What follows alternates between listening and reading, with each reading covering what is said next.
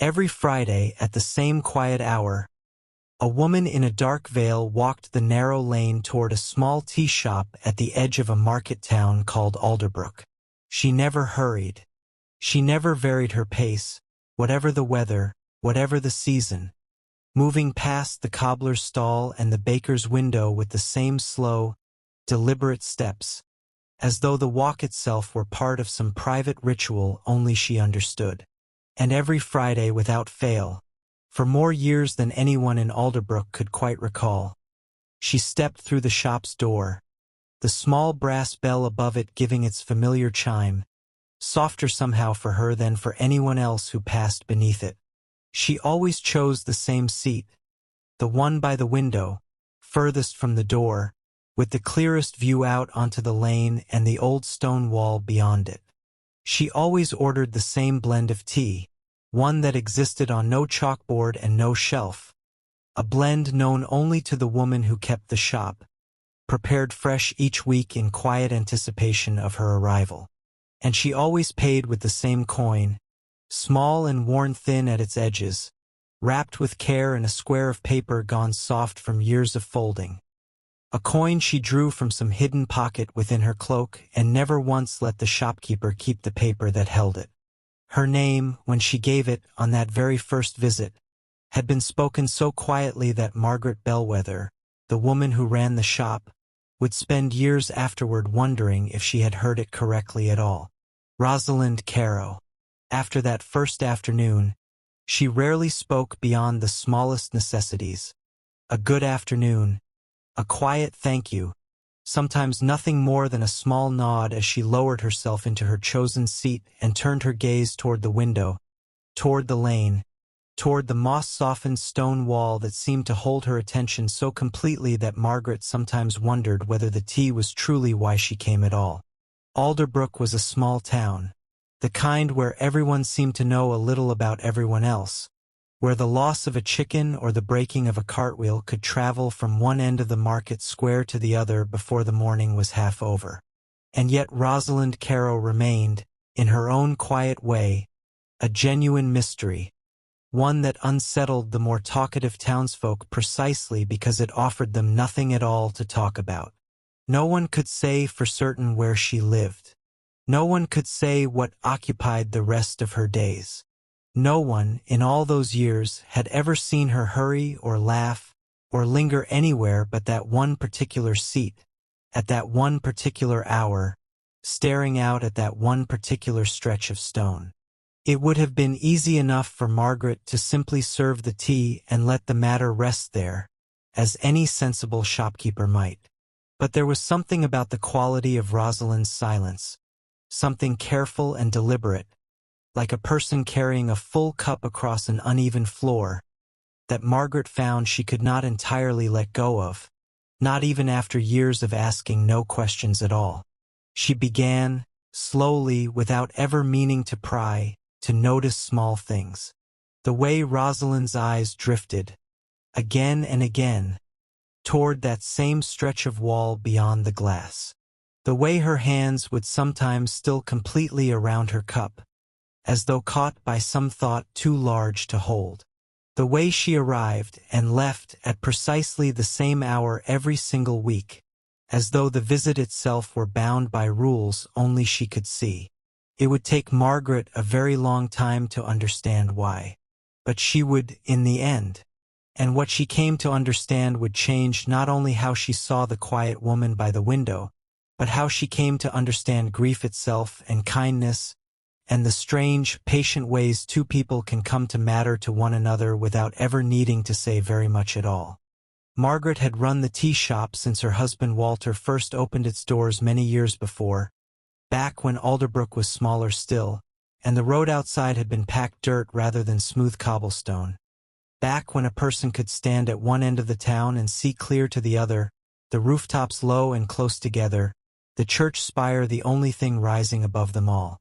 Walter had been the one with the vision for the place, the one who believed, quietly but completely, that a town needed somewhere warm and unhurried where people could sit together or sit alone, and simply be without needing a reason beyond the wanting of it. Margaret had learned to blend tea at his side, learned which leaves wanted a longer steep and which wanted barely a moment, learned the particular hush that settled over a room full of people quietly warming their hands around a cup, each one lost, briefly, in their own private thoughts. When Walter passed, she had thought, more than once, of letting the shop go, of closing its doors for good and letting the building settle into whatever quiet future awaited a place no longer tended. But something had kept her there, some thread she could not quite name at the time. Perhaps it was the memory of him, still present in the worn groove along the counter where his elbow had rested for years. Or perhaps, though she would not have admitted it then, even to herself, it was already something else entirely, something she had not yet learned to recognize, let alone name. The blend she asked for was not one Margaret sold on any shelf or listed on any chalkboard by the door, not one of the familiar names Margaret had grown so used to calling out to herself while measuring leaves into their tins. It was something Margaret had to piece together herself, standing at the counter that first day, asking quiet questions about what the woman preferred, what she disliked, what she was hoping to feel by the time the cup was empty, whether she wanted something to warm her through on a cold afternoon or something gentler, something meant more for quiet than for warmth. The woman answered carefully, choosing her words the way someone chooses stepping stones across a stream, testing each one before committing her full weight to it. And when Margaret finally set the finished cup before her, the steam rising in a thin, curling ribbon toward the low ceiling beams, the woman wrapped both hands around it and said nothing at all for a long while. She did not ask for cream. She did not ask for sugar, though Margaret had set both within easy reach, as she did for every customer, out of habit more than expectation. She simply sat and drank, slowly, in small careful sips, and watched the street outside through the old glass of the window, the glass slightly warped with age in a way that softened the edges of everything beyond it, as though she were waiting for something to pass by that never quite did, some figure or some memory that the street itself seemed unable or unwilling to produce. She gave her name only once on that first visit, in a voice so soft that Margaret would spend years afterward wondering if she had heard it correctly, turning the syllables over in her mind on quiet evenings the way one might turn over a stone to check for moss on its underside. Rosalind Carrow. After that, she rarely spoke beyond the smallest necessities, a good afternoon, a thank you, sometimes nothing more than a small nod as she settled into the same seat by the window, the one furthest from the door, the one with the clearest view outward, the one that had, before her arrival, been considered by most regulars to be the least desirable seat in the shop, drafty in winter and too bright in the height of summer. She came every Friday, without fail, for years, arriving always within the same narrow span of minutes, as though some private clock, known only to her, governed the precise moment she allowed herself to step through the door. She always paid with the same worn coin, wrapped in the same small square of paper, drawing it from some hidden pocket within her cloak with a care that seemed disproportionate to its size, and she never once let Margaret keep the paper itself, always folding it carefully back into her glove before she left, as though the paper were somehow as precious as the coin it had held. In a town as small as Alderbrook, where everyone seemed to know a little about everyone else, where news of a lost chicken or a broken cartwheel could travel from one end of the market square to the other before the morning was half over, Rosalind Carrow remained, in her own quiet way, a genuine mystery, the kind that unsettled some of the more talkative townsfolk precisely because it offered them nothing to talk about. No one could say for certain where she lived, though some believed it was a modest cottage on the far side of the churchyard, glimpsed occasionally at a distance but never confirmed.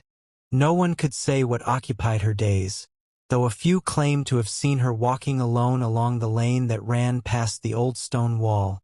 moving slowly, her head bowed, as though she were counting her own footsteps, or perhaps counting something else entirely, something only she could see.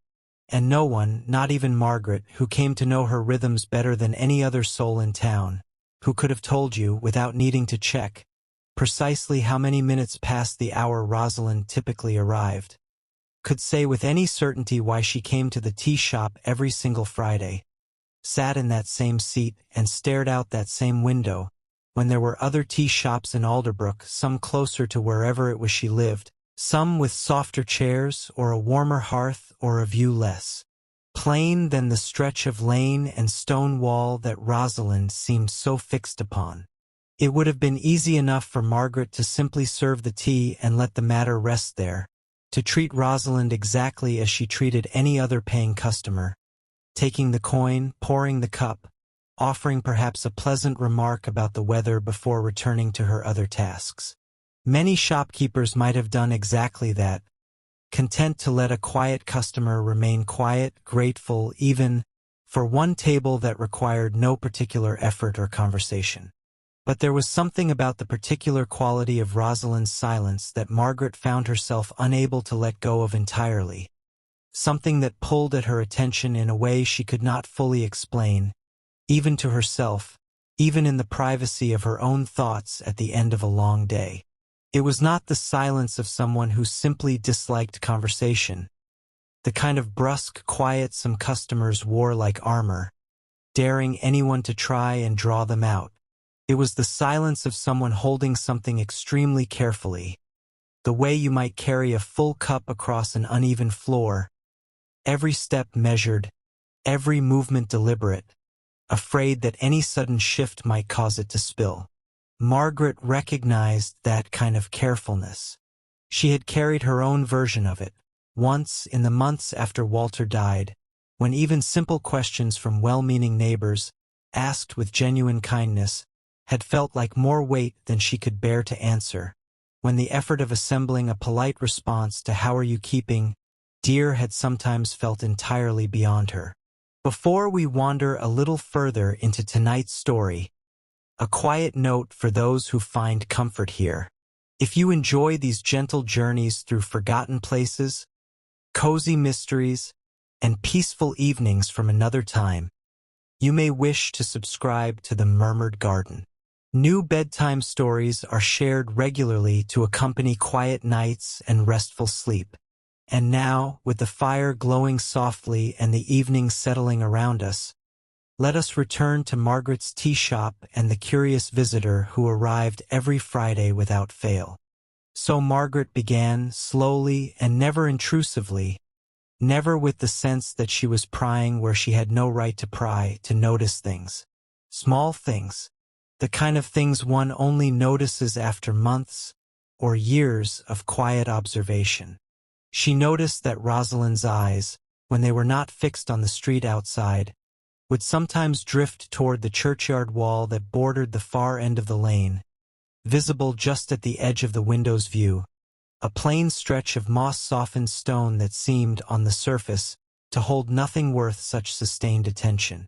She noticed that Rosalind's hands, though steady while pouring or lifting her cup, would sometimes still completely for a moment, fingers frozen mid-motion, as though she had been caught by a thought too large to hold while also holding a teacup, a thought that required, briefly, the whole of her attention. She noticed that on certain Fridays, Rosalind's shoulders sat differently, lower, softer, as though some private burden had eased slightly that week, while on others they sat high and tight, drawn up close to her ears in a way that suggested the opposite, that whatever she carried had grown heavier rather than lighter in the days since her last visit. And she noticed, too, that Rosalind always arrived at precisely the same hour, and always left at precisely the same hour after that, never lingering, never arriving early, as though the visit itself were bound by rules only she could see, rules she would not or could not break. It was not the tea she seemed to be keeping to that schedule, Margaret came to suspect, watching this pattern repeat itself week after week with an almost ceremonial precision. It was something else, something tied to the hour itself, or perhaps to the particular slant of afternoon light that fell through that window at that time of day, illuminating the very seat she always chose in a way that seemed, to Margaret's eye, almost deliberate, as though the light itself had been invited to attend. Margaret found herself wondering more than once, standing behind her counter on some slow afternoon, whether Rosalind came for the tea at all, or whether the tea was simply the reason she allowed herself to sit there week after week, in that one particular place, at that one particular hour, watching that one particular stretch of stone wall through the old warped glass. It is a strange thing, how a person can come to matter to you without ever truly explaining themselves, without ever offering the ordinary threads of conversation that usually stitch one life to another. Margaret could not have said, if pressed, that she and Rosalind were friends,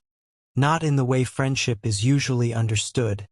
built on shared stories and long conversations, on the easy back and forth of two lives compared and discussed.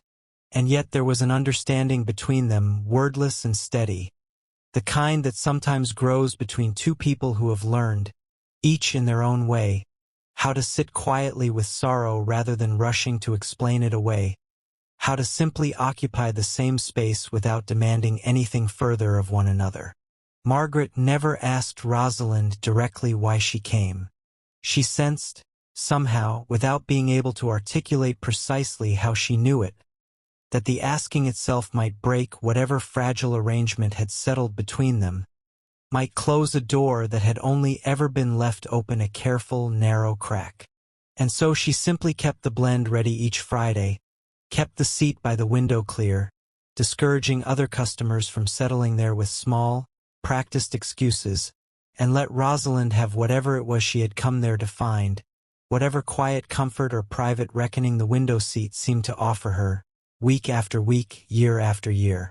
But there would come a Friday, eventually, when Rosalind did not come at all. And it was only then, faced with an empty seat and a cooling pot of tea no one had asked for, the steam long since faded from its surface, that Margaret would begin to understand just how much she had come to depend on the quiet rhythm of those visits, and just how little she truly knew about the woman who had kept them. A woman who had sat within arm's reach of her every single Friday for years, and remained, in every way that mattered beyond the surface of things, almost entirely unknown. To understand Margaret Bellweather, and to understand why the empty seat in her shop would come to trouble her so deeply, it helps to understand how she came to be standing behind that counter at all, how a life spent in service of other people's quiet afternoons had come to be the whole shape of her days. The tea shop had not always borne her name alone, in the way the townsfolk spoke of it now, simply as Margaret's shop, as though it had sprung into being fully formed around her. It had been Walter's dream first, long before it became Margaret's daily life, and the shop still carried something of him in its bones, in the worn groove along the counter where his elbow had rested for years while he leaned to greet a customer, in the small brass bell above the door that he had chosen himself, turning over half a dozen different bells at the ironmonger's stall before settling on the one whose particular note pleased him most. Walter had been a quiet man, much like Rosalind in his own way, though his quiet had always felt warm rather than guarded, an open kind of stillness rather than a closed one, the quiet of someone content simply to watch a room fill with people and let the day unfold around him without needing to direct its course. He had opened the shop when Alderbrook was smaller, when the road outside had still been packed dirt rather than smooth cobblestone, when a person could walk from one end of town to the other and greet nearly everyone they passed by name, tipping a hat or offering a nod that required no further exchange to feel complete. Walter believed, with a conviction he rarely needed to explain aloud, that a town needed a place where its people could sit without needing a reason beyond the simple wanting of somewhere to be. Not a tavern, loud and full of business and the particular restless energy of people looking to be entertained, but somewhere gentler, somewhere a farmer could rest his feet beside a widow he had never spoken to and feel no obligation to fill the silence between them. Somewhere a child sent on an errand might be given a small biscuit simply because the day had been long and the walk home still far. Margaret had come into the shop first as a customer herself, in her early years in Alderbrook, newly arrived from a neighboring county with few connections and fewer certainties about what her life there might become. She had watched Walter build that atmosphere carefully, cup by cup, conversation by conversation, until it seemed the shop's warmth existed independently of any single day's weather, a constant against which the changing seasons outside seemed almost incidental. She married him 2 years after that first cup, in a small ceremony that most of the town still remembered fondly,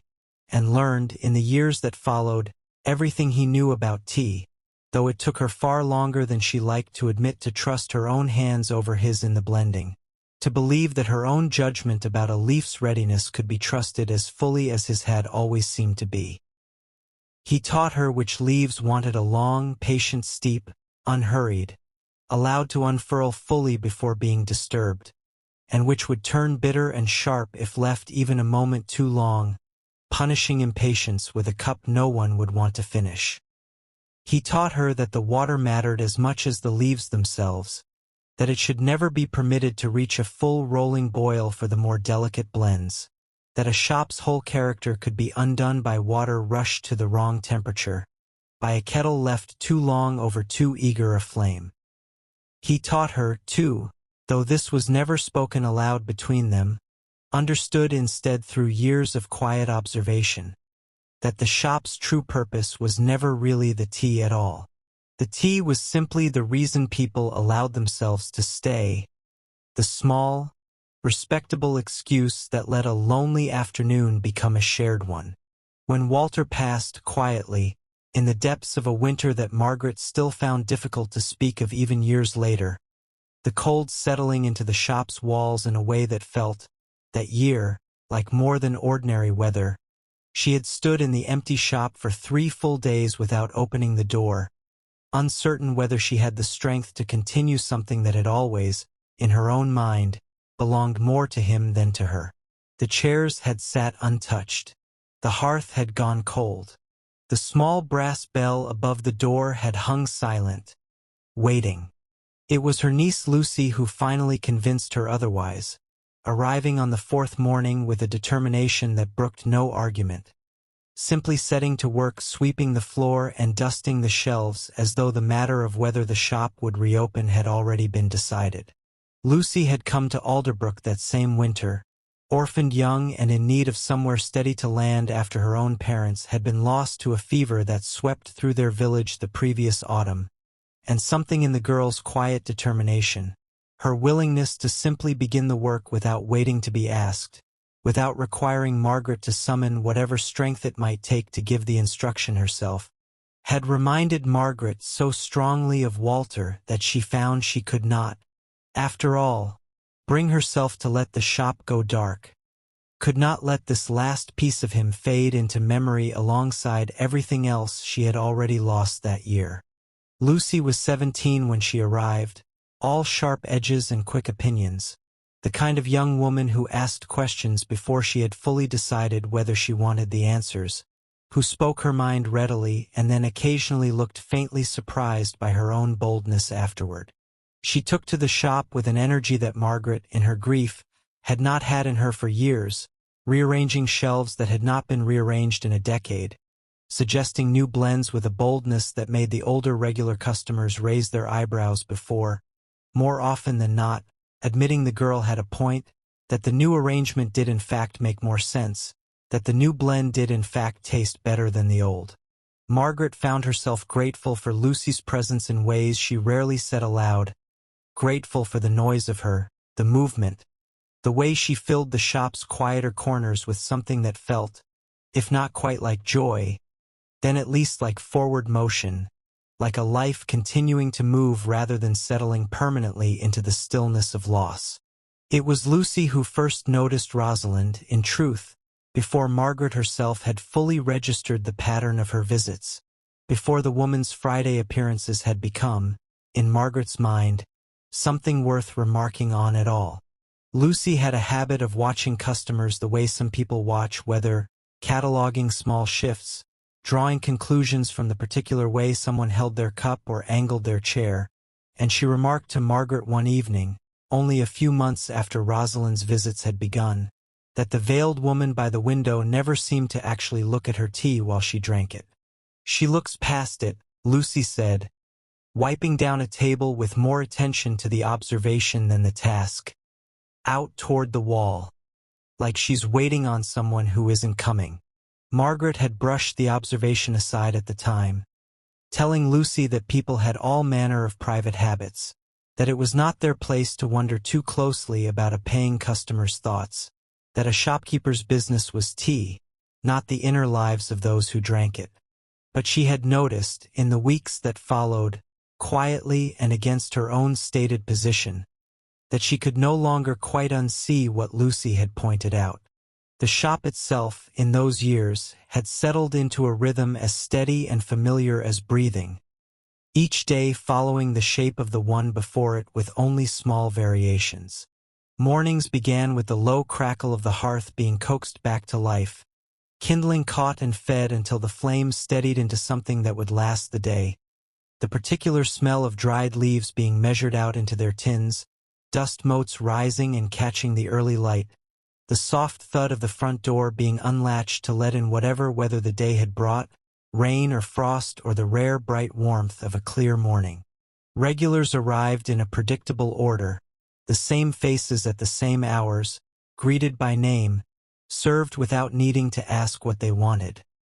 The whole exchange sometimes accomplished with nothing more than a nod and a cup set down in its proper place. There was old Mr. Pemberton, who came each morning for the same bitter black blend and read his newspaper cover to cover without once looking up, grumbling occasionally at some piece of news that displeased him before turning the page. There was young Charlotte Ames, newly married, who came twice a week with a different friend each time, filling the shop with the particular bright chatter of someone still delighted by every small detail of her new life, her husband's habits, her new household's small triumphs and minor disasters, recounted with equal enthusiasm. And there was Ashby Grant, who ran the rival tea shop across the square, and who came by Margaret's shop with surprising regularity himself, though he would have denied, if asked directly, that he came for anything other than to needle Margaret about her prices, insisting that his own visits were purely reconnaissance, undertaken solely to confirm that his own shop remained superior in every meaningful respect. Ashby had opened his own shop only a few years after Walter first opened Margaret's, arriving in Alderbrook with grand ambitions and a blend of tea he insisted, loudly and often, was superior to anything the town had previously known, and the two establishments had settled into a rivalry that was, for the most part, good-natured, built more on habit than genuine animosity, more theater than true competition. He would appear in Margaret's doorway on slow afternoons, lean against the frame with his arms crossed, and declare that her bergamot was oversteeped, or that her prices were an affront to the honest working people of Alderbrook, all delivered with enough warmth in his voice, enough of a glint in his eye, that Margaret rarely bothered to argue back with any real heat, understanding the exchange for what it was, a kind of ritual greeting dressed up as complaint. It was, in its way, a kind of friendship, one built on teasing rather than tenderness, on the comfortable familiarity of two people who had watched each other's businesses rise and fall through the same seasons for years, though Margaret suspected that if she ever truly needed him, if some genuine trouble ever befell her, Ashby would have set aside the rivalry without a second thought, would have appeared at her door not to tease but to help, and asked no thanks for it afterward. Into this steady, familiar rhythm, Rosalind's Friday visits had settled themselves so quietly that it had taken Margaret months to fully notice how deeply they had become woven into the shop's pattern, how thoroughly they had reshaped, in small ways, the whole architecture of a Friday afternoon. She began, without quite deciding to, saving the window seat on Friday afternoons, finding small reasons to discourage other customers from settling there even before Rosalind arrived, mentioning a draft that didn't truly exist, or suggesting a warmer seat closer to the hearth. She began preparing the blend earlier, so that it would be exactly ready the moment the bell above the door announced her. The leaves already measured, the water already warming. She began, too, watching the street outside a little more closely on Friday afternoons herself, some part of her already anticipating the particular way Rosalind moved when she approached the shop, slow and deliberate, her eyes often lowered until she was nearly at the door, as though the final steps required a kind of gathering of courage that the rest of the walk had not. Lucy noticed this too, of course. Lucy noticed nearly everything, and she took to teasing Margaret gently about her fondness for the quiet, veiled customer, though the teasing always stopped short of anything unkind, always delivered with enough affection that Margaret never truly minded it. "You care about her," Lucy said once, setting down a stack of clean cups with more force than necessary. "More than you'd care to admit." Margaret had not denied it. She had simply continued measuring out the leaves for that week's blend, turning the accusation over in her mind the way she might turn over a stone to see what lived beneath it, and finding, to her own quiet surprise, that Lucy was entirely right, that some part of her had already begun to organize itself, in ways both small and significant, around the shape of a woman she barely knew. There were small moments, scattered across those early years, that Margaret would later return to again and again in her memory, turning them over for meaning she had not thought to look for at the time, examining them the way one examines an object found long after its original purpose has been forgotten. There was the afternoon Rosalind's glove had slipped slightly while she paid, revealing, just for a moment, a thin band of dark ribbon tied around her wrist, worn soft with age, tucked quickly away again before Margaret could ask about it, though she had not, in truth, intended to ask. There was the Friday a child had run past the window, laughing, chasing a hoop down the lane with the particular reckless joy of the very young, and Rosalind's whole body had gone still, her cup halfway to her lips, her eyes fixed on the child until he had disappeared entirely from view, her breath, Margaret thought, though she could not be entirely certain, briefly suspended. There was the evening, rare and unusual, when Rosalind had lingered a few minutes past her usual hour, the light outside already beginning its slow fade toward dusk, and had said, so quietly Margaret nearly missed it entirely, that the light through that particular window fell exactly the way she remembered it falling somewhere else. Once, a long time ago, before trailing off without finishing the thought, leaving the sentence to hang unfinished in the quiet air between them. Margaret never pressed her on what she meant. She had learned, by then, the particular etiquette required by Rosalind's silences, the understanding that certain doors were meant to stay closed unless their owner chose, in her own time, to open them, and that forcing such a door was more likely to seal it permanently than to reveal what lay behind it. But she found herself, more and more, unable to fully set the questions aside, unable to simply serve the tea and let the matter rest. However many times she told herself that was precisely what a sensible shopkeeper would do. Why the same seat always? Why the same hour always? Why the churchyard wall, visible just at the window's edge, seemed to hold Rosalind's gaze so often, and so completely, that Margaret sometimes wondered if the woman had come to the shop at all for the tea, or whether the tea had simply become her excuse to sit and look at something else entirely, something Margaret could not yet name, but had begun, slowly, quietly, almost against her own better judgment, to suspect. The Friday that Rosalind did not come began, in every visible way, exactly like every Friday before it, offering no warning, no small sign that the day would end differently than the hundreds of Fridays that had come before it. Margaret rose before dawn, as she always did, the house above the shop still dark and cool around her, and coaxed the hearth back to warmth while the town outside still slept beneath a soft gray light, the street empty except for the occasional early cart making its slow way toward the market square. She measured out the leaves for that week's blend with the same careful attention she had given it for years, testing the water's warmth against her wrist the way Walter had taught her, setting the tin aside where it would be ready the moment the bell above the door announced its expected visitor. Lucy arrived shortly after, humming some tune she had picked up from a traveling peddler the week before, the melody unfamiliar and slightly off-key, and the two of them moved through their morning tasks with the easy, wordless coordination that comes from years spent working the same small space together,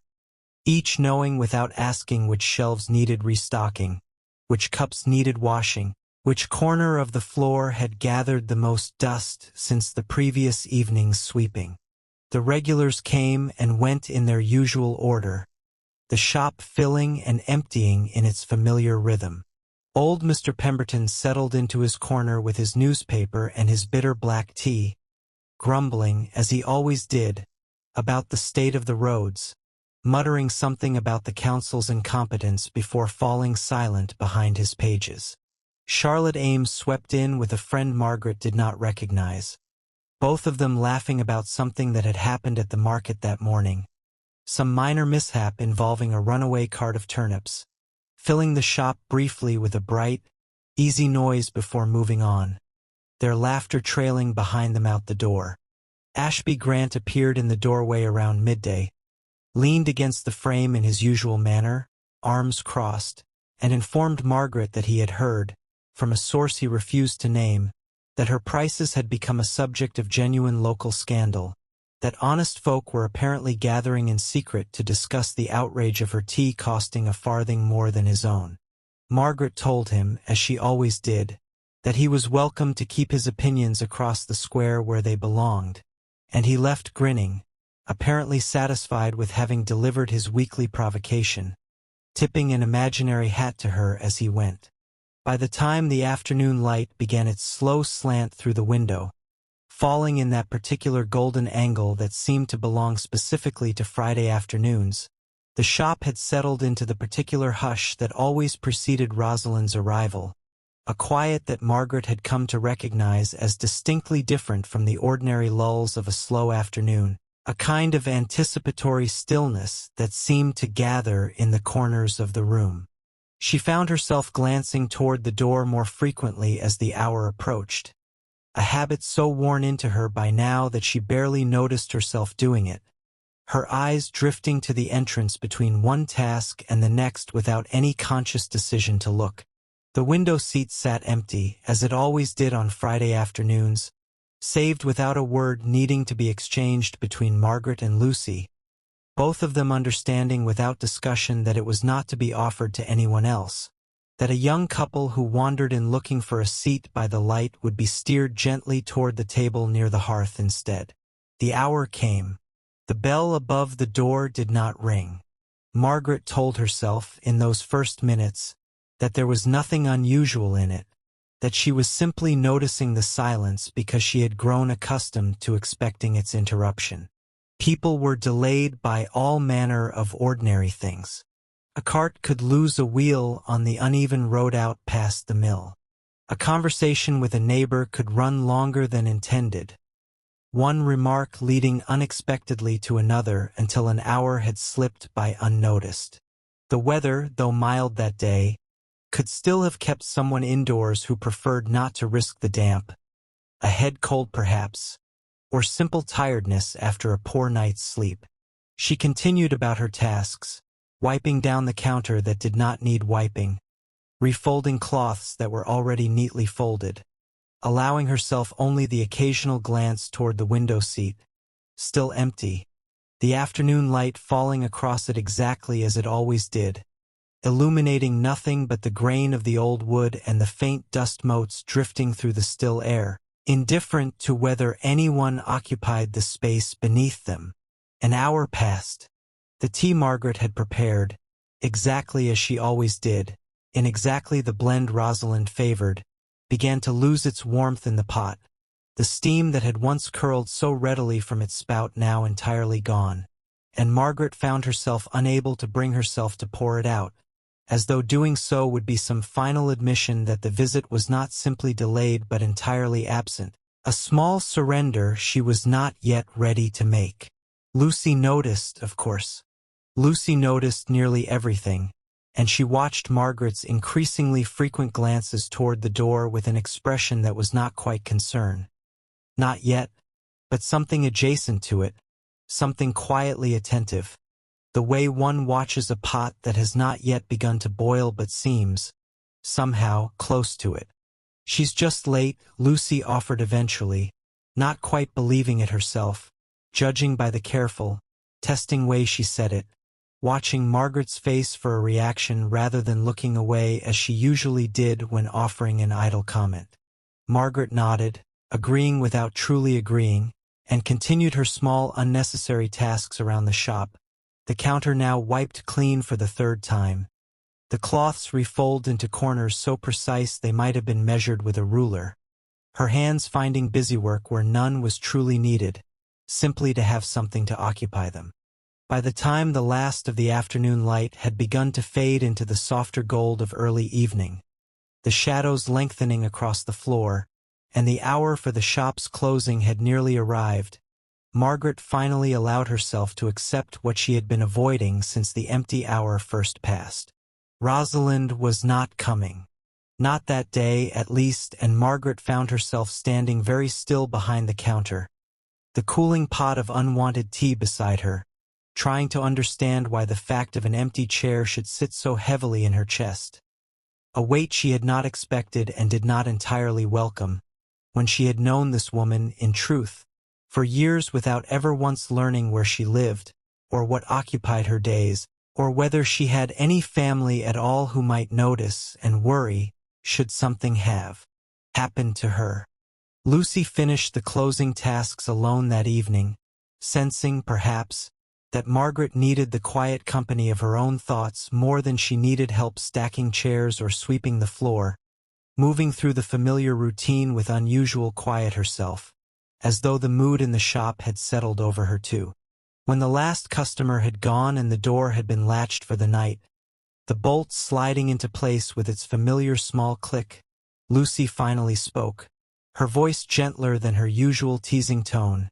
asking Margaret directly what it was about this particular absence that seemed to trouble her so much more deeply than an ordinary missed visit might. Margaret considered the question longer than she might have expected to,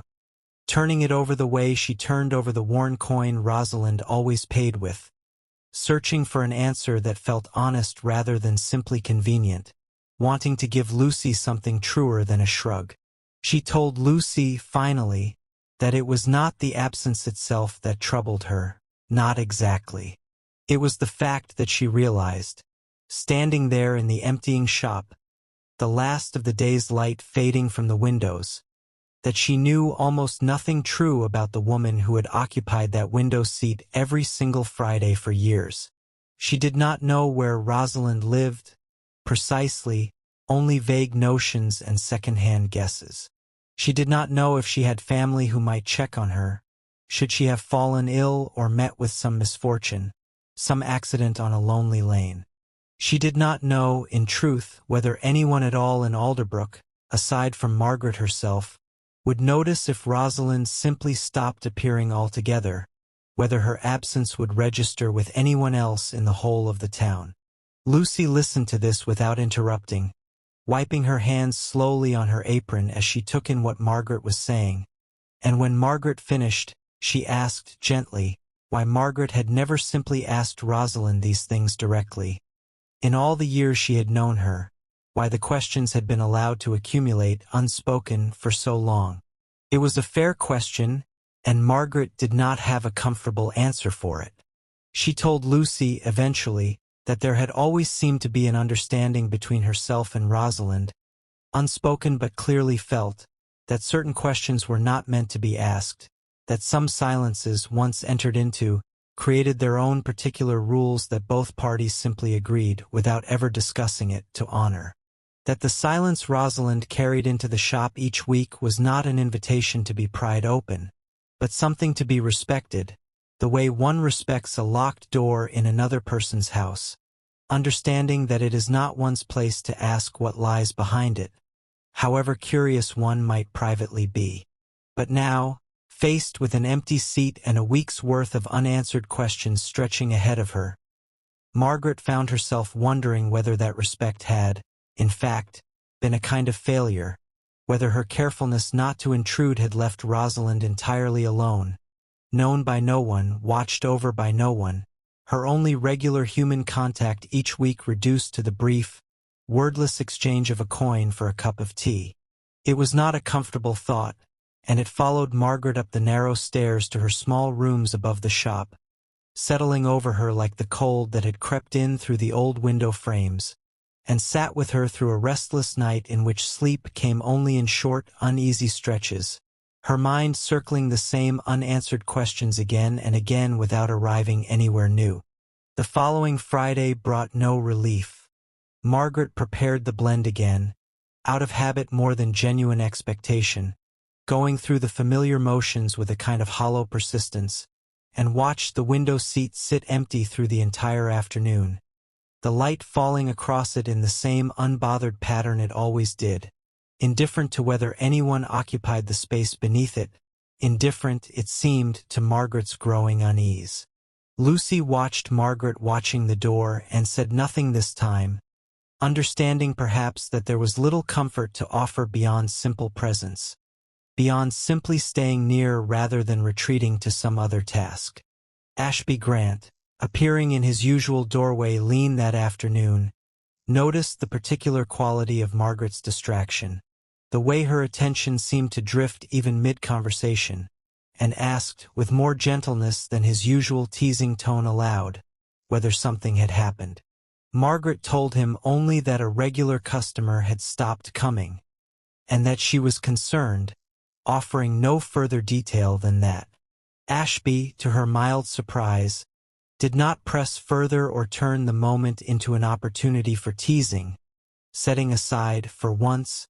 his usual performance of complaint. He simply nodded and said that Alderbrook was small enough that someone, somewhere, would likely know something, if Margaret cared enough to go looking, that a town this size rarely kept its secrets entirely hidden, however carefully guarded they seemed.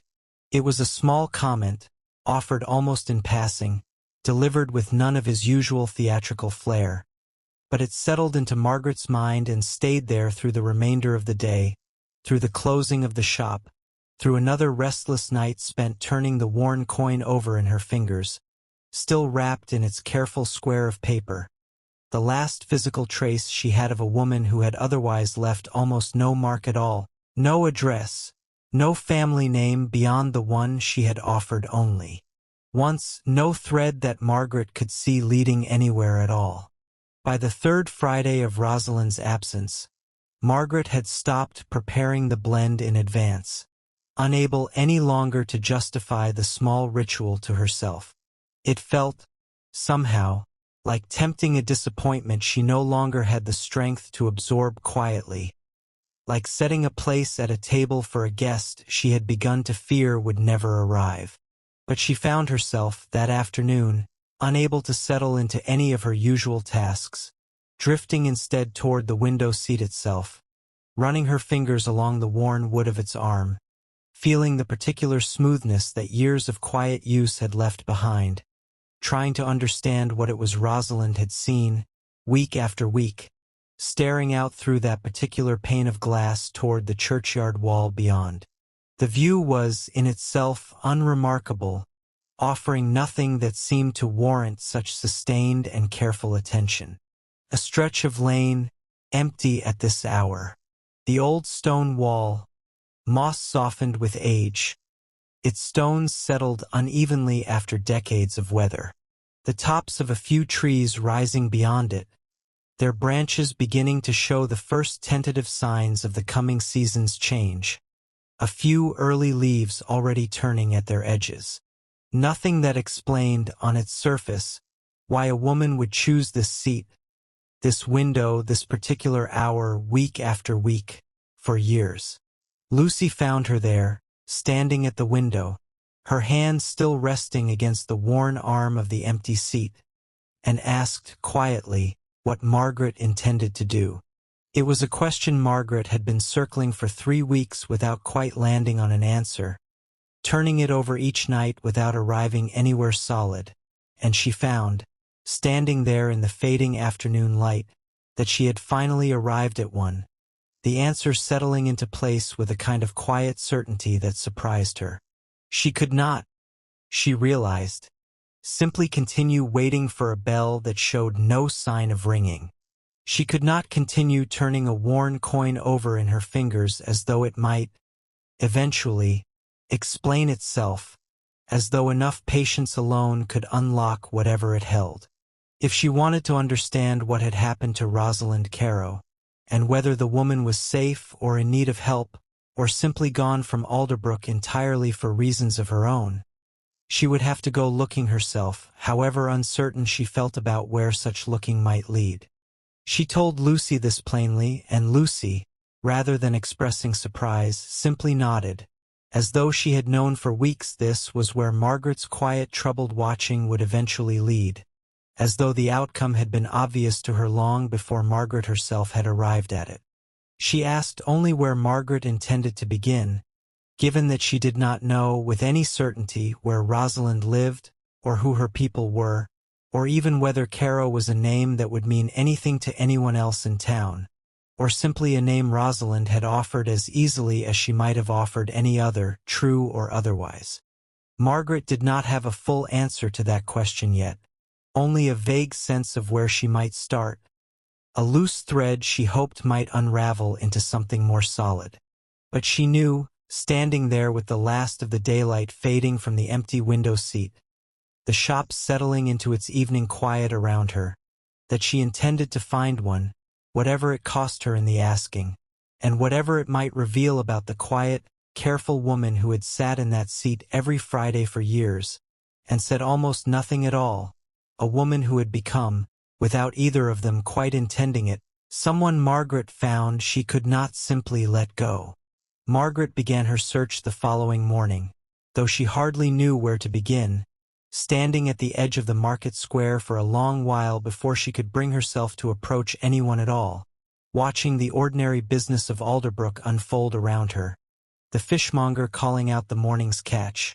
two women comparing baskets of early apples, a cart of firewood being unloaded outside the ironmonger's, wondering which of these familiar faces passing by might hold some small piece of the answer she was looking for, some fragment of knowledge they did not even know they possessed. She decided, in the end, to begin with the churchyard itself, reasoning that if Rosalind's gaze had so often drifted toward that stone wall, week after week, there might be some thread there worth following, however faint,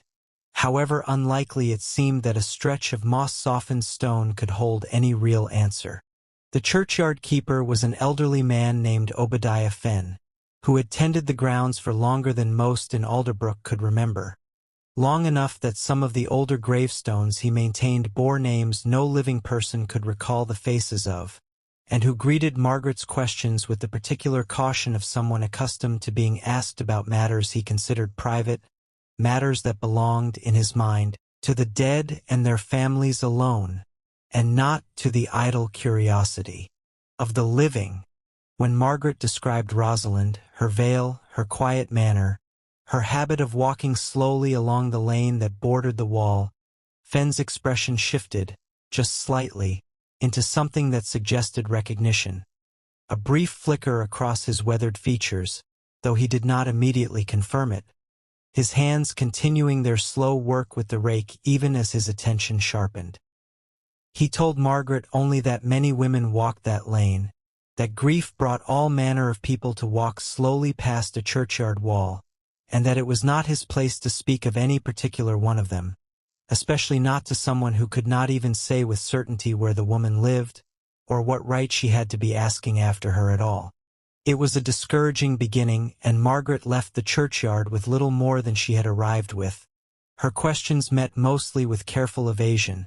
though she noticed, as she turned to go, gathering her shawl a little tighter against the morning chill, that Fenn's eyes had followed her a moment longer than seemed strictly necessary, as though he were weighing something privately before deciding, for now, to keep it to himself, some calculation she could not see the shape of. She tried other avenues that same day, asking a few of the shopkeepers along the square whether they knew of a woman named Rosalind Carrow, describing her as best she could, the veil, the quiet manner, the particular way she carried herself as though bracing against some private whether only she could feel. Most simply shook their heads, returning to their own business without much further thought given to the question. A few offered vague recollections of a veiled woman seen walking alone at odd hours, glimpsed at dusk or early morning, but none could say where she lived, or whether Carrow was even her true name, some suggesting it might be a name adopted for reasons of her own, a shield against a past she preferred to leave behind. It was Ashby Grant, in the end, who offered the first real thread to follow, though he did not seem to realize, at the time, the significance of what he was providing, delivering the memory almost as an aside, something recalled only because Margaret's questioning had jogged loose a recollection he had not thought of in years. He mentioned, almost in passing, while leaning in Margaret's doorway one slow afternoon, absently rearranging a stack of cups that did not need rearranging, that he recalled a woman matching that description once asking him, years before, whether his shop carried a particular blend that Margaret's did not, a blend meant to ease troubled sleep, something for restless nights rather than ordinary afternoon comfort. He remembered it specifically because the request had struck him as unusual, the specificity of it, the particular urgency beneath her otherwise quiet manner, and because the woman had seemed disappointed, almost bereft, when he told her he did not carry it, her shoulders dropping in a way that had stayed with him longer than the actual conversation had. He could not say why the memory had stayed with him all these years, only that something in her manner that day had felt like grief wearing the shape of an ordinary request, dressed up as something small and practical when it was. He suspected even then something far heavier. Margaret asked him if he remembered anything else about the encounter, pressing gently, and Ashby, thinking harder now, his brow furrowing with the effort of reaching back through years of otherwise unremarkable afternoons, recalled that the woman had mentioned, in passing, a name. Not her own, but another's, spoken so quietly he had nearly missed it entirely. The word almost swallowed before it fully left her mouth. A child's name, he believed, though he could not be certain even of that, only that something in the way she had said it, soft and careful, protective almost, had made him feel he should not ask her to repeat it, that some instinct in him had recognized the name as something too fragile to request a second time. Margaret pressed him gently for the name itself, hoping some fuller memory might surface, but Ashby shook his head, apologetic, telling her that whatever it had been, it had not stayed with him the way the sorrow in her voice had, that the feeling of the moment had lodged itself in his memory far more firmly than any specific word. It was a small thread, frustratingly incomplete, but Margaret found herself unable to let it go, turning the fragment over in her mind for the rest of the day, unable to fit it into any shape that made full sense yet. There was a rumor, too, that took Margaret nearly a full week to run down, though it led nowhere in the end, the kind of dead end that nonetheless felt necessary to walk to its very finish before she could set it aside. A woman at the market, a stranger to Margaret, mentioned in passing that she had once heard of a Carrow family who had kept a small dairy farm some miles outside Alderbrook, wondering aloud whether this might be the same family Margaret was asking after. Margaret, grasping at anything that might widen her understanding, arranged to borrow a neighbor's cart and made the long, jostling journey out along the county road the following morning, the hedgerows still silvered with early frost, her hopes rising with each mile despite her best efforts to keep them modest. The farm, when she found it, belonged to a Carrow family indeed, but an elderly brother and sister who had never married, who had lived on that same patch of land their whole lives, and who greeted Margaret's careful questions with polite confusion rather than recognition. They had never heard of a Rosalind, they told her, settling her at their kitchen table with a cup of milk still warm from the morning's milking, and though they were sympathetic to her search, they could offer nothing beyond their own family's unremarkable history. 3 generations of dairy farmers who had rarely strayed further than the market town itself. Margaret thanked them for their time and made the long journey back to Alderbrook with the particular hollow feeling that comes from following a promising thread only to find it led nowhere at all, though she found, turning the disappointment over in her mind as the cart rattled along the frozen road.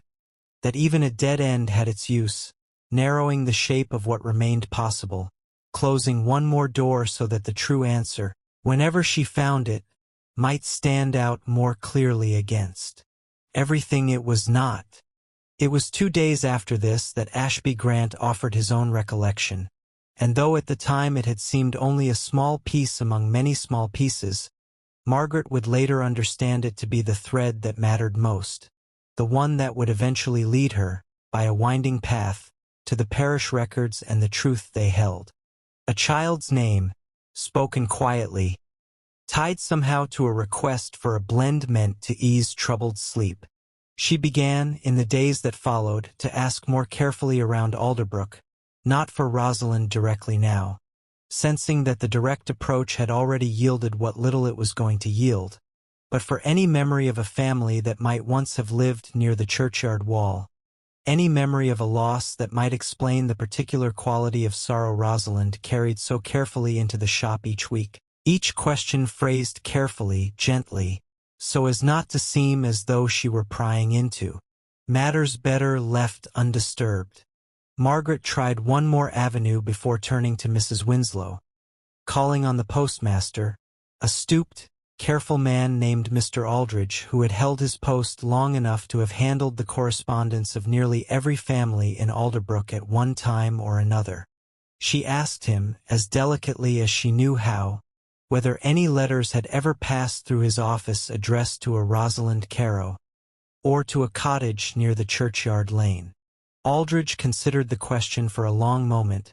running a thumb along the edge of his ledger, before telling her that he could not, in good conscience, discuss the private correspondence of any resident, living or otherwise, that such matters were held in a confidence he took seriously regardless of how gently the asking was phrased. He offered her nothing further, though Margaret noticed, as she thanked him and turned to go, that his eyes had softened slightly, some private sympathy showing through the professional caution, as though he understood more of her question than he was willing to say. It was not an answer, but it was, in its own way, a confirmation, the particular texture of his reluctance suggesting that there was indeed something on record to be reluctant about, some name in his careful ledgers that he had chosen, out of decency, not to speak aloud to a stranger, however kindly meant her asking had been. She left the post office with no new fact in hand, only the same accumulating sense that Alderbrook, in its quiet way, was guarding something, that the town's collective silence was not simply an absence of knowledge but a considered choice, made long ago by people who had decided that some griefs belonged only to the person carrying them. The answers she received were fragmentary, half-remembered, offered with the particular hesitance of people who sense they are being asked about something painful without fully understanding why, their responses often trailing off into vague gestures or sudden changes of subject. An elderly widow named Mrs. Winslow, who had lived near the churchyard for most of her life, long enough to remember when half the current town square had still been open field, recalled, after some gentle prompting over a shared pot of tea, a young family who had once occupied a small cottage along that same lane, years before, a husband and wife and, she believed, though her memory grew uncertain here, a small child, though she could not say with certainty what had become of them, whether they had moved on or simply faded from the town's collective memory the way so many quiet families eventually did. She remembered, vaguely, some misfortune that had befallen them, though the details had blurred with time, softened by the passing years the way old grief so often is for those who witnessed it only from a distance, and she was reluctant to speak with any confidence about matters that were,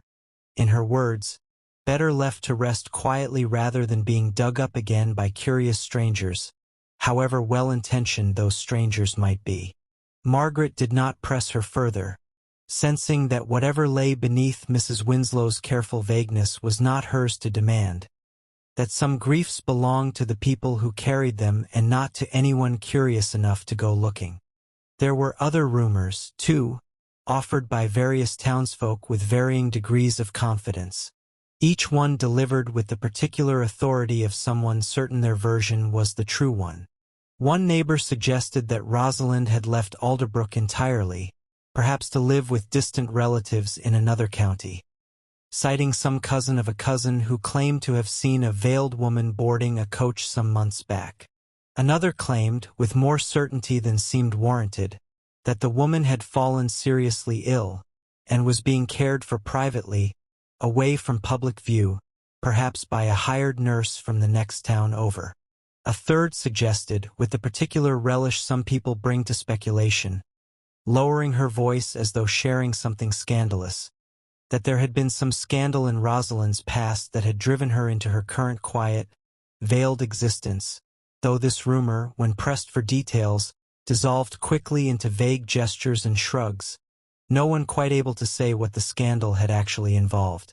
Margaret found none of these fully convincing, though she could not have said precisely why, only that each explanation carried a certain hollowness when set against what she herself had observed over years of quiet Friday afternoons. There was something about each explanation that felt too tidy, too easily offered, as though the speaker were filling a silence with whatever shape seemed most readily available rather than something rooted in genuine knowledge, patching over an absence of real information with whatever story came most easily to hand.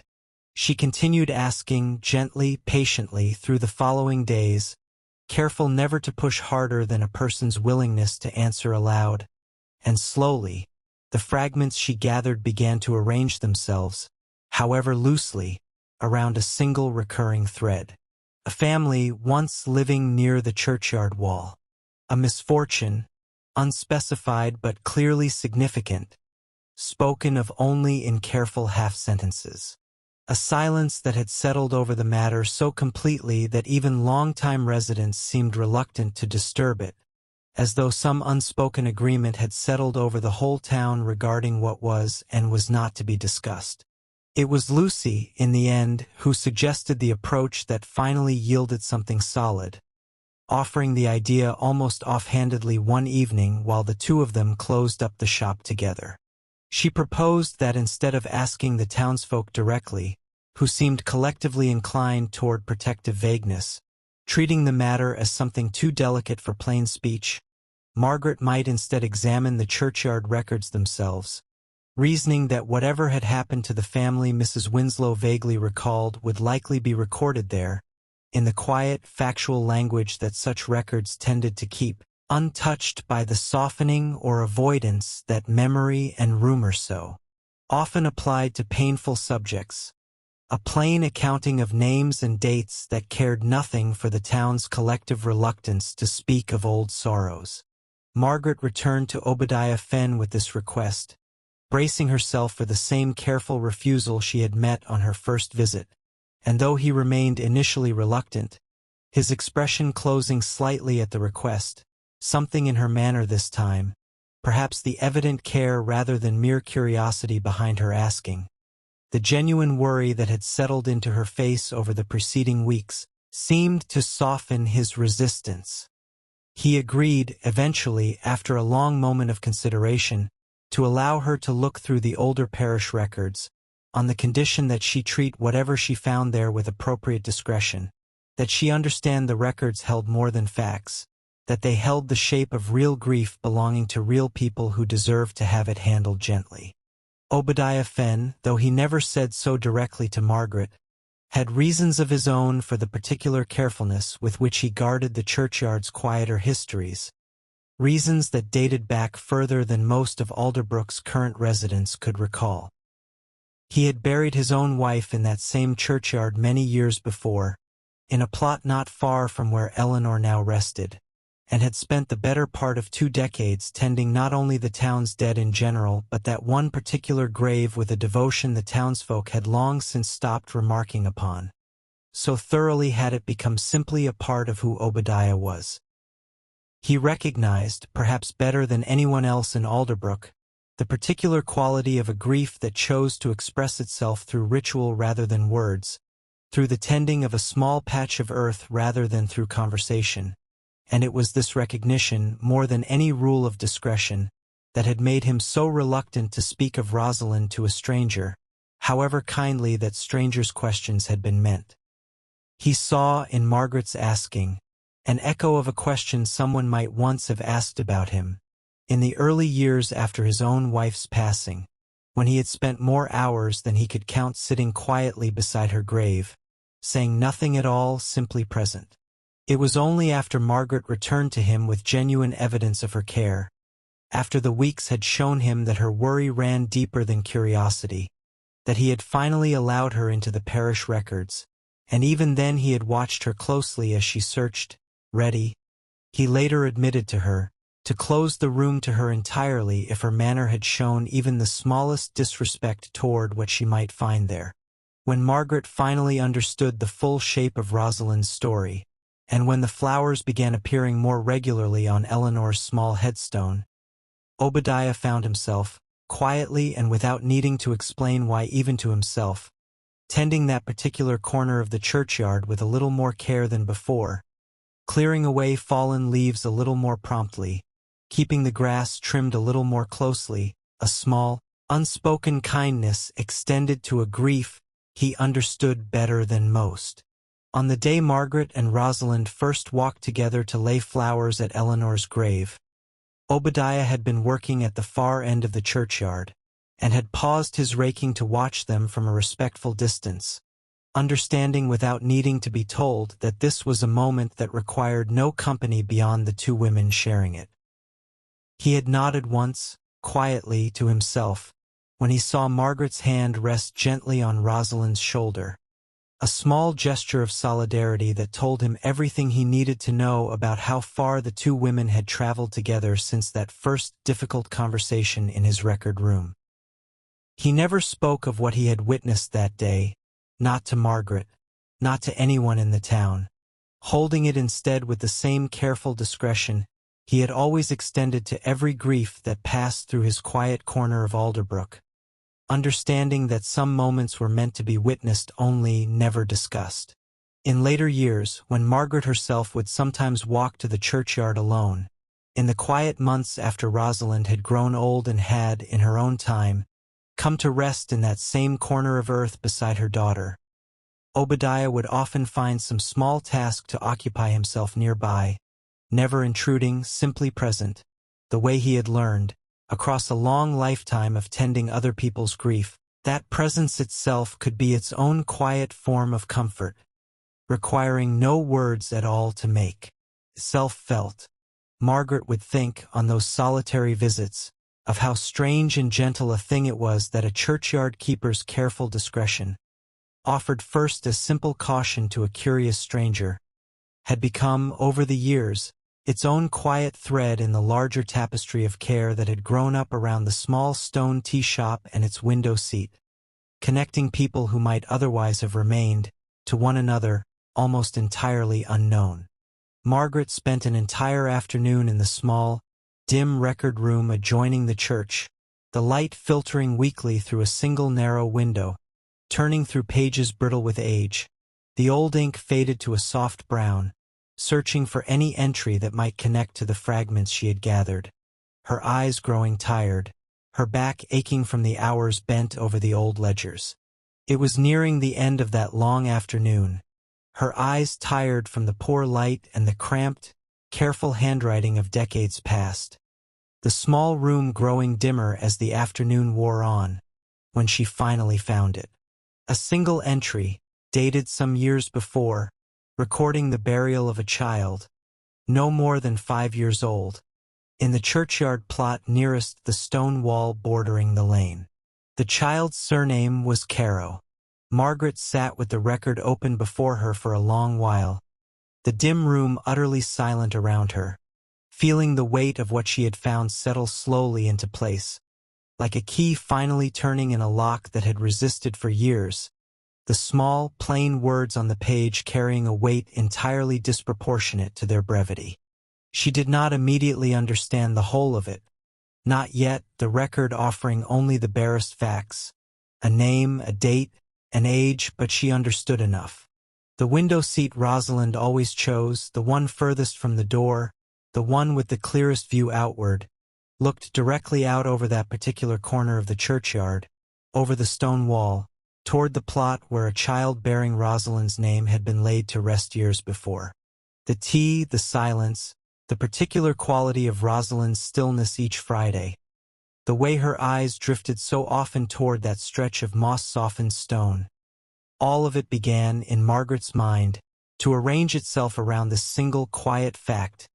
though she still did not know the whole story behind it, only that she had found, at last, the shape of what she had been searching for, a shape far heavier and far sadder than she had allowed herself to fully imagine. She closed the record carefully, her hands trembling slightly as she did so, and thanked Obadiah Fenn for his trust, for the reluctant kindness he had shown in allowing her this glimpse into something so private, and walked home through the gathering evening with the particular heaviness that comes from learning something true and sorrowful about a person you have cared about without ever fully understanding them, each step feeling heavier than the last. She did not yet know what she would do with this knowledge, whether she would ever have the chance or the right to speak of it to Rosalind directly, should the woman ever return to that window seat at all, or whether this piece of understanding was meant to remain hers alone, held quietly and never spoken of. But she understood, walking home in the fading light, the first stars beginning to show themselves faintly overhead, that she had been given a piece of something precious and fragile, and that whatever she chose to do with it would need to be handled with far more care than she had ever handled anything before. Rosalind returned on the fourth Friday, as quietly and unremarkably as she had always arrived, the bell above the door giving its familiar note, softer than the sound seemed to be for anyone else who passed through. Her steps slow and careful across the worn floorboards toward the seat by the window that had sat empty for 3 long weeks, gathering only dust and the indifferent fall of afternoon light. Margaret, who had been wiping down the counter without truly seeing it, her mind elsewhere entirely, looked up so quickly that she nearly dropped the cloth entirely, her heart lifting with a suddenness that surprised her, and for a moment neither woman said anything at all, the shop holding its breath around them the way it sometimes did in the particular hush that preceded a Friday afternoon, the ordinary sounds of the street outside seeming,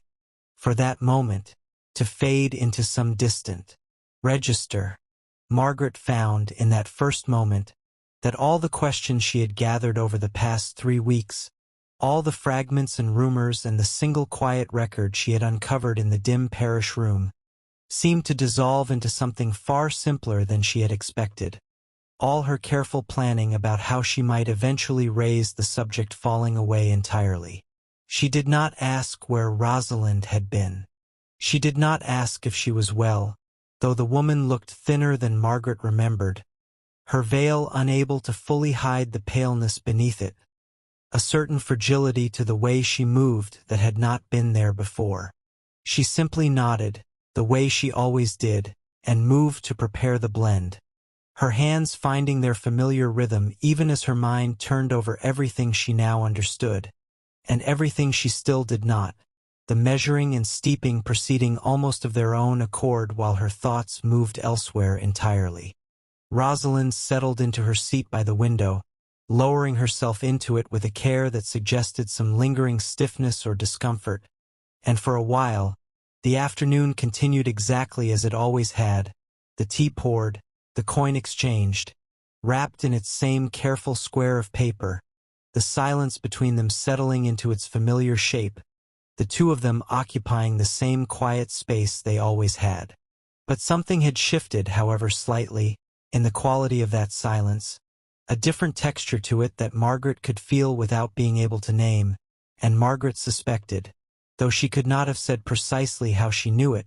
that Rosalind sensed the change as clearly as she did herself, that some unspoken understanding had already begun to pass between them even before either had spoken a word. It was Rosalind, in the end, who broke the silence first, which had never once happened in all the years Margaret had known her. Not once in all the hundreds of Fridays that had come before this one. She spoke without turning from the window, her gaze still fixed on the stretch of stone wall beyond the glass. Her voice as quiet as it had always been.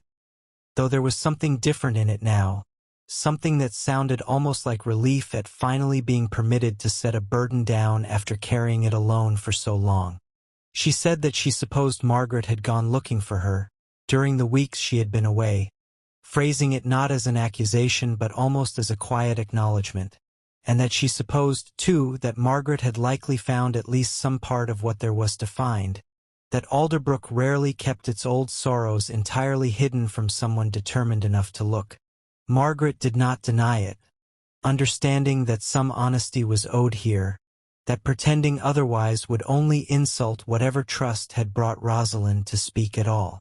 She told Rosalind, gently, that she had been worried, genuinely and deeply worried, and that her worry had led her to ask questions she might not otherwise have asked.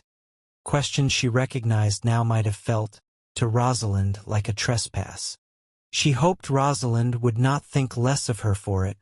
that the asking had come from care rather than idle curiosity.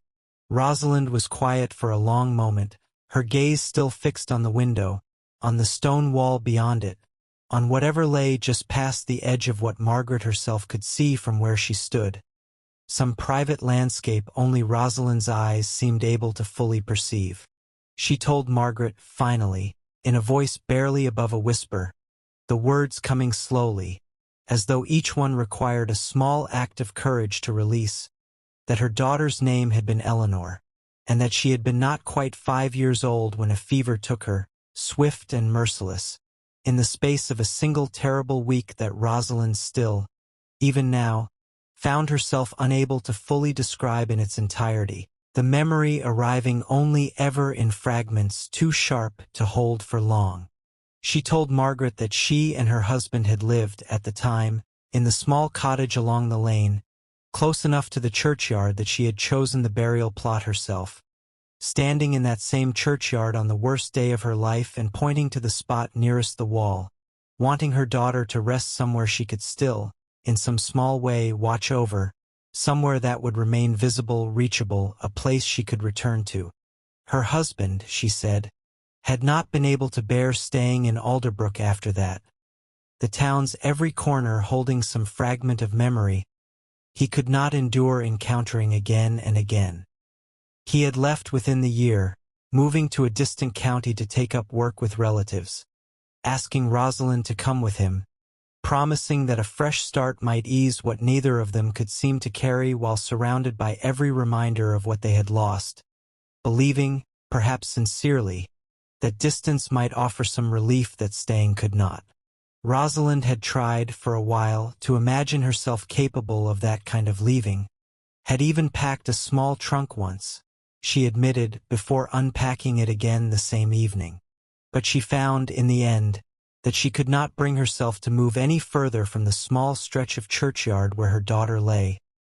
that the thought of Eleanor resting there alone, unvisited, was more than she could bear, and so she had stayed, alone, in the cottage they had once shared, and her husband had gone on without her, and the two of them had not spoken in many years now. Their marriage dissolved not through anger but through two griefs that had simply grown in different directions. She told Margaret that in the early months after Eleanor's death, she had barely been able to leave the cottage at all, that the weight of the grief had felt, at times, entirely beyond what a person could be expected to survive, that there had been whole days she could not account for afterward, lost entirely to a fog of sorrow. It was a neighbor, long since moved away herself, who had first suggested, gently and without pressure,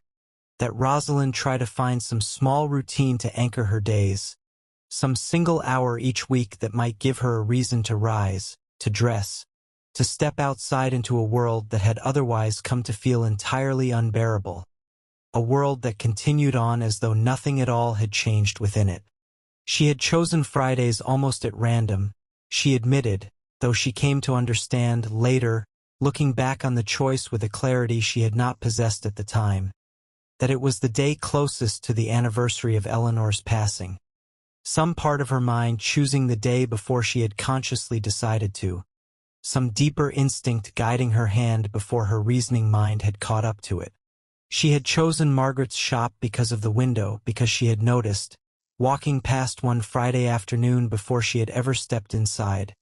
pausing on the lane for reasons she could not have explained at the time, that the seat nearest the glass looked out directly over the corner of the churchyard where Eleanor rested, and something in her had understood, immediately and without needing to reason it through, that this was where she needed to be, that some part of her had recognized. The view before her conscious mind had fully registered what it was seeing. The tea itself, she confessed, had never truly mattered to her, not in the way Margaret might have assumed, not in the way most customers came for the taste or the warmth of it. It was simply the reason she allowed herself to sit there week after week without needing to explain to anyone, including herself, why she needed to stare at that particular stretch of stone wall for exactly the length of time it took to drink a single cup, the tea providing a kind of permission, a socially acceptable reason for an act that might otherwise have seemed, even to her own eyes, too raw, too exposed. The ritual of ordering, paying, sitting, drinking, gave the whole visit a shape that felt permissible in a way that simply standing at the churchyard wall, staring silently at a small headstone, never quite had. That would have felt, she said, too much like grief on public display, too naked an act for a woman who had spent years learning how to carry her sorrow quietly, privately, without asking anyone else to witness it directly. The coin, she explained, when Margaret asked gently about it, careful in her phrasing, had been Eleanor's. A small keepsake coin her husband had given the child not long before she fell ill. A trinket meant simply to delight a small girl. One Eleanor had carried in her tiny pocket everywhere she went, delighted by its shine, showing it off to anyone who would admire it with her. Rosalind had kept it afterward, unable to part with it, wrapped always in the same square of paper, and using it to pay for her tea each week had become, in some way she could not fully explain even to herself, a way of keeping Eleanor present in the smallest of the week's ordinary transactions, a way of letting her daughter still, in some small fashion, take part in the world, still have some small role in the shape of an ordinary Friday afternoon. The 3 weeks she had been absent, she told Margaret, had followed a fall she had taken on the icy lane outside her cottage, a fall that had left her too injured and too unwell to make the walk into town, a sprained ankle and a badly bruised hip that had confined her to her small home far longer than she would have liked. She had thought of sending word, she admitted, knowing that Margaret might worry, turning the idea over more than once during those long housebound weeks. But something in her had shied away from the idea of anyone, even someone as gentle as Margaret, being drawn any further into a grief she had spent years carefully containing within the private hour of a single Friday afternoon each week, afraid, perhaps, of what it might mean to let that containment slip. Margaret listened to all of this without interrupting, without offering the kind of hollow comfort that so often rushes in to fill silences that do not actually need filling, understanding instinctively that Rosalind's words needed room to settle rather than immediate response. When Rosalind finally fell quiet again, her tea long since gone cold in its cup, untouched throughout the whole of her telling, Margaret said only that she was deeply sorry, for the loss itself, and for the years Rosalind had carried it so entirely alone, with no one beside her who fully understood what those quiet Friday visits had truly meant, what weight had been folded so carefully into something as simple as a cup of tea. Rosalind turned from the window then, for the first time in all the years Margaret had known her, and looked directly at her, and though the veil still obscured much of her expression, Margaret could see enough to understand that something in the other woman had eased, if only slightly, in the telling, some small portion of the weight finally shared rather than carried entirely alone. Rosalind said that she had never intended to tell anyone the full truth of it, that she had assumed she would simply carry it, quietly, for the rest of her life, exactly as she had carried it for years already, that this was simply the shape her remaining years would take. But something about Margaret's worry, about the evident care behind the questions she had asked around town, the trouble she had gone to simply to understand whether Rosalind was safe, had made her feel, for the first time since Eleanor's passing, that her grief was not entirely hers to carry alone after all, that perhaps it had never needed to be. Margaret reached across the small table then, and rested her hand gently over Rosalind's,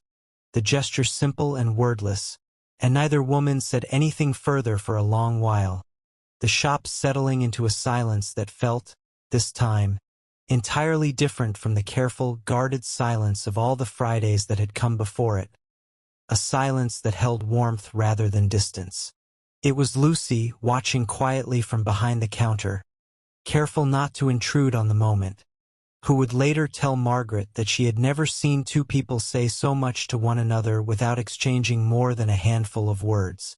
Rosalind stayed longer than her usual hour that day, in no apparent hurry to return to the quiet of her own cottage, and when she finally rose to leave, she told Margaret, in a voice steadier than Margaret had ever heard from her, that she intended to keep coming every Friday, exactly as she always had, though she suspected the visits might feel different now, lighter somehow, no longer quite so solitary a burden to carry through each week.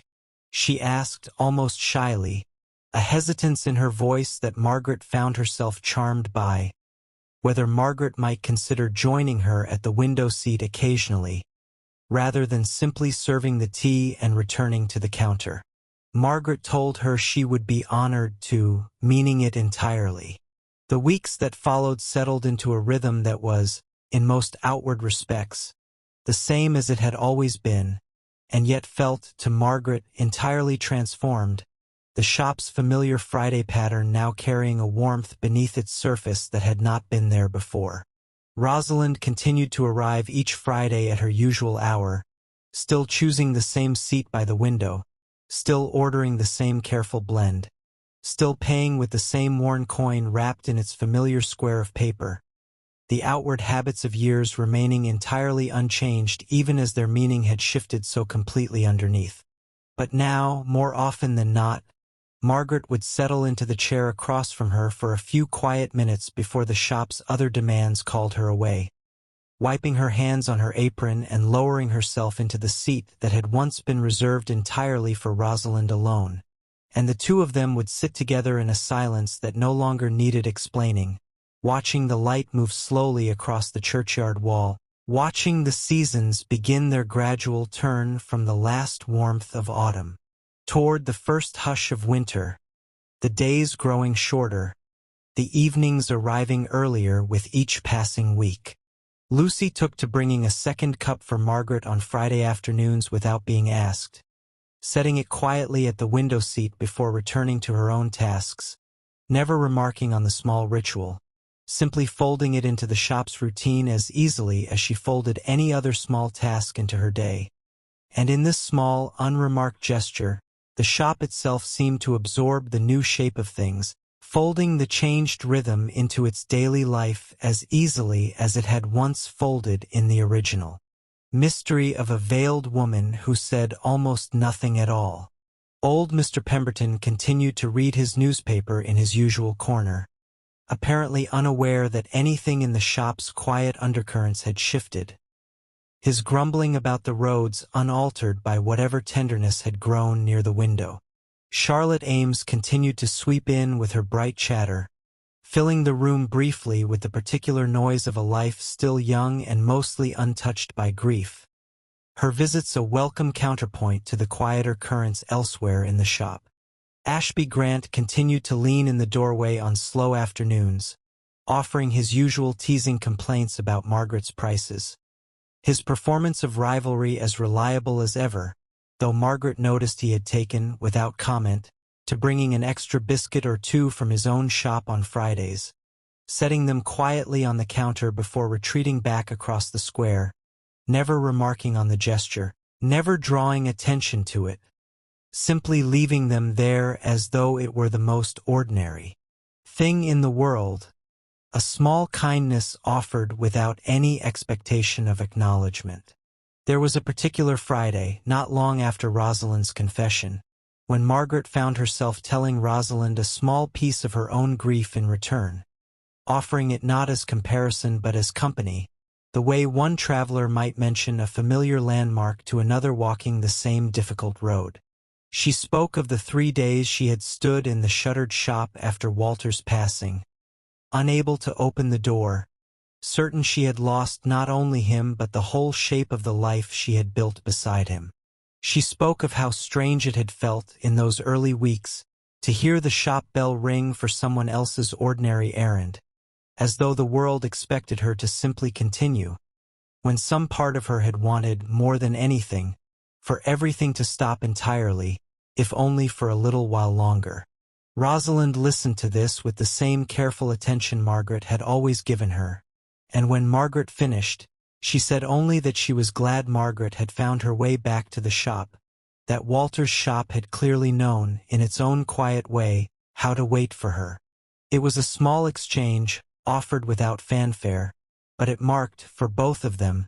a further loosening of the careful distance that had once governed their Friday hour, a sense that the window seat had become, by then, a place where either of them might set something down, not only Rosalind. As autumn deepened toward winter, the trees along the lane shedding their last leaves in slow,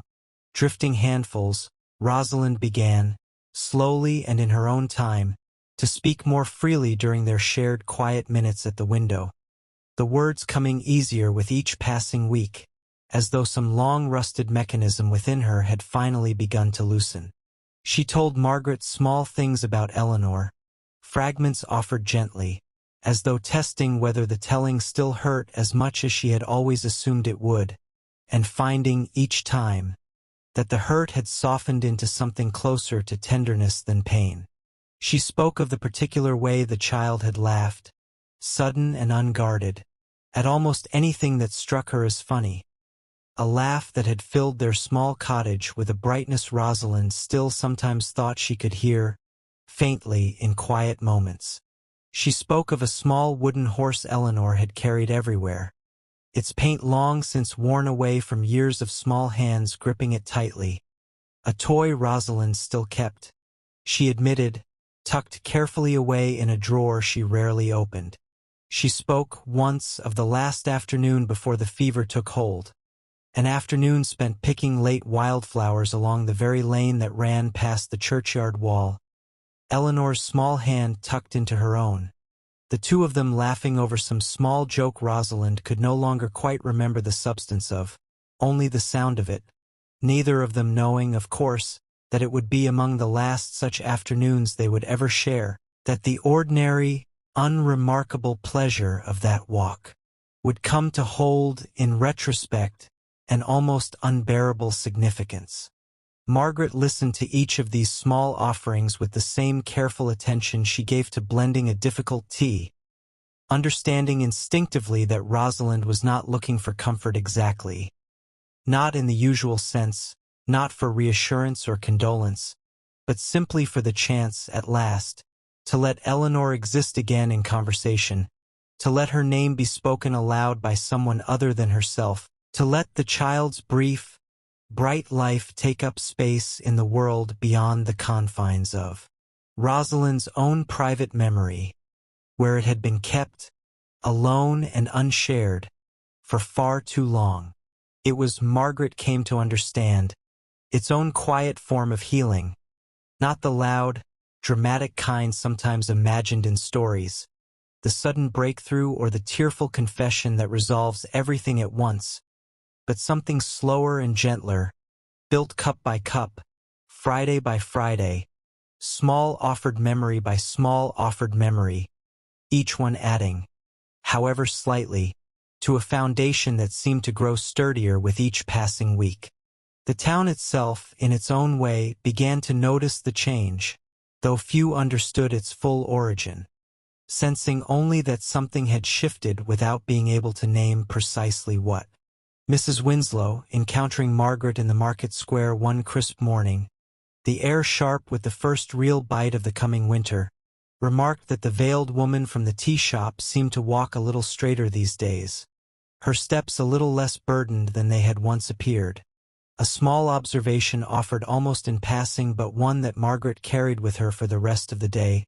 glad that others had noticed too. Obadiah Fenn, tending the churchyard grounds one crisp afternoon,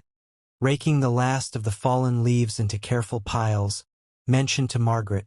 with the particular gruff gentleness that seemed to be his way of expressing care. A tenderness he rarely allowed to show through his usually guarded manner, that he had noticed fresh flowers appearing more regularly now on a certain small headstone near the stone wall, and that he was glad, though he did not say precisely why, or precisely what he understood about the matter, simply nodding once, firmly, as though the observation required no further comment. Winter arrived in earnest not long after, bringing with it the particular hush that settles over small towns when the first true snow falls, softening every rooftop and lane into something quieter and more forgiving than the sharper edges of autumn had allowed, the whole of Alderbrook seeming to slow beneath its white weight. The tea shop's hearth burned steadily through the shortening days. The fire fed a little more generously now as the cold deepened, and the window that had once framed Rosalind's solitary vigil now framed something gentler. Two women sitting together in companionable quiet, watching snow gather softly along the top of the old stone wall, watching the bare branches of the churchyard trees collect their delicate white burden one flake at a time, the whole scene outside the glass settling into a stillness that matched, in its own way, the stillness that had grown between them. Margaret found herself, in those winter months, reflecting often on how strange and quiet the shape of true understanding could be, turning the thought over during the long, slow evenings after the shop had closed, the fire burning low in the hearth above while she sat alone with her own thoughts. She had spent years serving Rosalind her tea without ever fully knowing her, respecting a silence she had assumed was simply the woman's nature, a private temperament rather than a private grief, never suspecting the depth of what lay folded so carefully beneath it.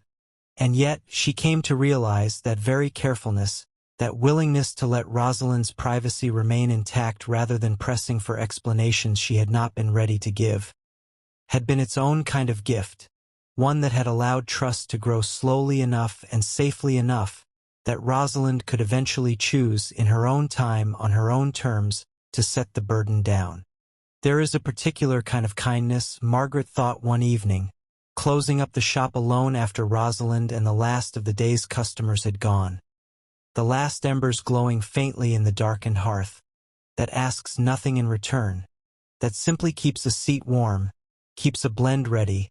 keeps a space open for whatever a person needs to bring into it, without ever demanding to know the shape of what that need might be, without requiring an explanation as the price of admission.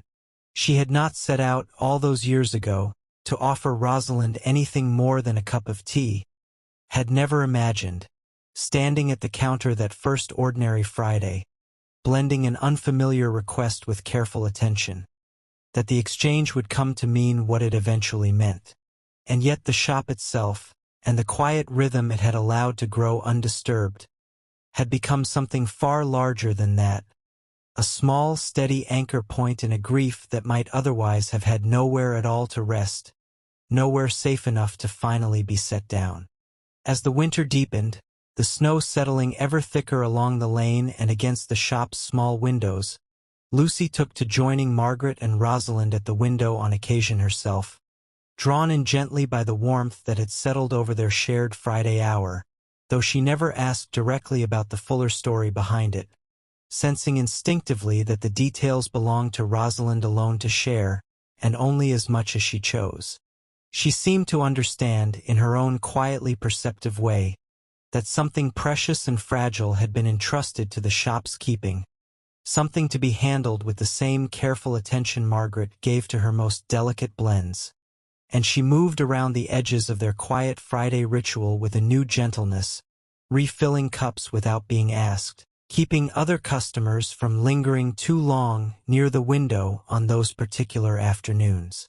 The three of them, on the coldest afternoons, would sometimes sit together in near silence, watching the snow fall past the window,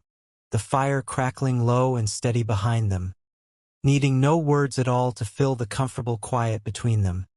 Three women bound together now by something none of them could have predicted when Rosalind first stepped through the door all those years before in her dark veil and her careful, guarded silence. Ashby Grant, for his part,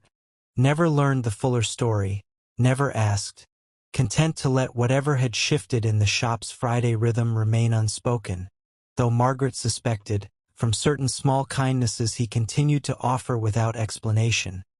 that he understood something significant had shifted, even without knowing its precise shape, some instinct telling him there was a tenderness here that did not require his usual teasing to acknowledge. He continued to appear in the doorway on slow afternoons, continued his gentle teasing about prices and oversteeped bergamot, his usual performance unchanged in its broad strokes, but he had taken to lowering his voice slightly on Fridays, moderating his usual boisterous manner in a way that suggested some instinctive understanding that the window seat, on that particular day of the week, held something worth protecting,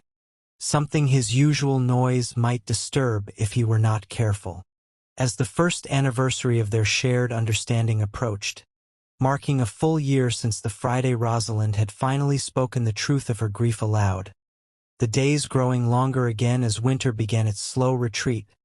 Margaret found herself preparing the blend with particular care that week, wanting, in some small way, to mark the occasion, though she was uncertain whether Rosalind would want any acknowledgement at all, whether drawing attention to the anniversary might feel like an intrusion rather than a kindness. She need not have worried. Rosalind arrived that Friday with something Margaret had never seen her carry before. A small bundle of late-season flowers, gathered, she explained quietly, setting them carefully on the table between them, from along the very lane where she and Eleanor had once walked together, picked with her own hands that very morning.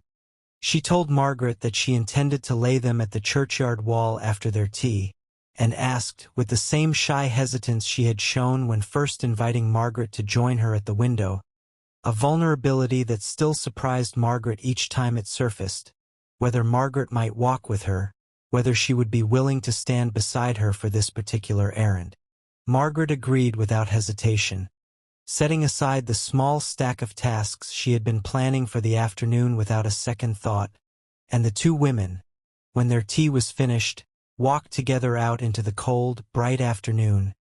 their breath visible in the crisp air along the lane, to the small stone wall that had watched over so many quiet Fridays from a distance, and stood together for a long while before the small headstone that bore Eleanor's name, saying little, needing to say little, the flowers laid gently against the weathered stone,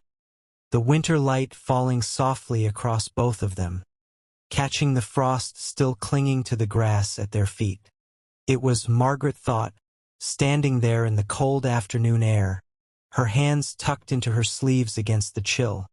a strange and quiet kind of privilege, to have been allowed, slowly and carefully, into the innermost room of someone else's grief, to have earned, through nothing more dramatic than patience and steady kindness, the trust required to stand beside her in a moment as private as this one, a trust that had taken years to build and could so easily have been broken by a single, careless word along the way. She thought of Walter, then, standing in that same cold air, imagining him somewhere just beyond her sight, and found herself grateful, in a way she had not expected, for the shop he had built so many years before, a shop meant simply to give people somewhere warm to sit without needing a reason, never imagining, perhaps,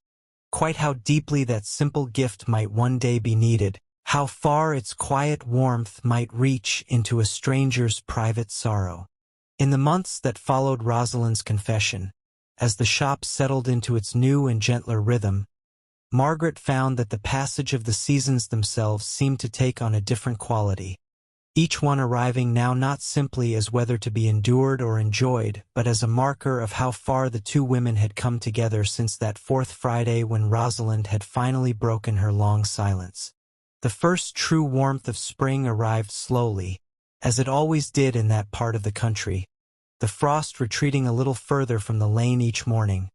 the churchyard trees beginning to show the faintest green haze along their bare branches, and Margaret found herself, on the first truly mild Friday of the season, opening the shop's window a crack to let in the softened air. Something she had not thought to do in years, the shop having grown so accustomed to being sealed tight against the cold. Rosalind noticed the change immediately, remarking, with something almost like wonder in her voice, that she had forgotten how different the churchyard wall looked with the window open. The sounds of the birds nesting in the old yew trees carrying more clearly into the room, a blackbird's song rising and falling somewhere beyond the glass. She told Margaret that Eleanor had loved birds, had kept a small collection of feathers found on their walks together, sorted by color in a tin box she kept beneath her bed, and Margaret listened, as she always did now, without rushing to fill the silence that followed, letting the memory settle in the warming air between them. Summer came, and with it a lightness to the shop that Margaret had not felt in years. The door propped open more often than not, the smell of warm bread from the bakery 2 doors down drifting in on the afternoon air, Charlotte Ames announcing, one bright June morning, that she was expecting her first child, the whole shop erupting into a warmth of congratulation that even old Mr. Pemberton, setting aside his newspaper for once, could not resist joining. Rosalind, Margaret noticed, received this news with an expression that held both genuine happiness for Charlotte and something else beneath it, something quieter, and Margaret found herself, later that same Friday, simply resting her hand briefly over Rosalind's without needing to say anything at all, understanding by then the particular weight that news of new life could carry for a woman who had lost her own child so young. It was on a warm Friday in early August, nearly a year and a half since Rosalind's first visit to the shop, that she mentioned, quite unexpectedly, that Eleanor's birthday fell within that same week, and asked, with the same careful hesitance she had shown before, whether Margaret might consider closing the shop an hour early that particular Friday, so that the two of them might walk to the churchyard together, while the light was still warm and golden rather than waiting for the cooler blue of early evening. Margaret agreed at once and told Lucy, who offered without being asked to manage the shop's closing alone that day,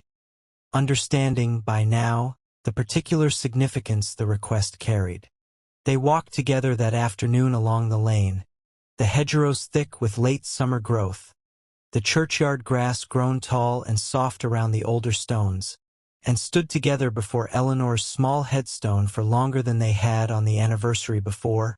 Rosalind telling Margaret, in the warm evening light, a story about Eleanor's 4th birthday, a small party with paper flowers and a cake that had collapsed slightly in the oven but that Eleanor had declared, through a mouthful of icing, to be the finest cake in all of England. Margaret laughed at this, a real laugh, and Rosalind laughed too, softly, beneath her veil, and it struck Margaret, standing there in the last of the summer light, that this was perhaps the truest measure of how far they had come together, that grief and laughter could now occupy the same quiet afternoon without either one crowding out the other. They walked back to the shop together as the light began to fade, the lamps of Alderbrook flickering to life one by one along the lane, the lamplighter making his familiar rounds, the town settling into its familiar evening rhythm around them, doors closing, windows glowing warm against the deepening dusk. Lucy had already begun the closing tasks, moving quietly through the shop in their absence, and the three of them worked together in comfortable quiet, stacking chairs, banking the hearth's fire down to a gentle glow, sweeping the last traces of the day from the worn wooden floor, the shop settling into its evening stillness around them. Rosalind lingered a few minutes longer than usual before finally rising to leave, and at the door, she turned back to Margaret and told her, in a voice that had grown steadier and warmer over the past year than Margaret would ever have imagined possible, a voice that no longer carried the careful, guarded quality it once had, that she did not know how to properly thank her for everything the small tea shop, and the woman who ran it, had come to mean to her, that words felt inadequate to the sighs of what she wanted to express. Margaret told her, simply, that no thanks were needed, that she had only ever done what any shopkeeper might do, kept a seat warm and a blend ready for whoever needed it, and that whatever else had grown from that simple beginning had been entirely Rosalind's own quiet courage,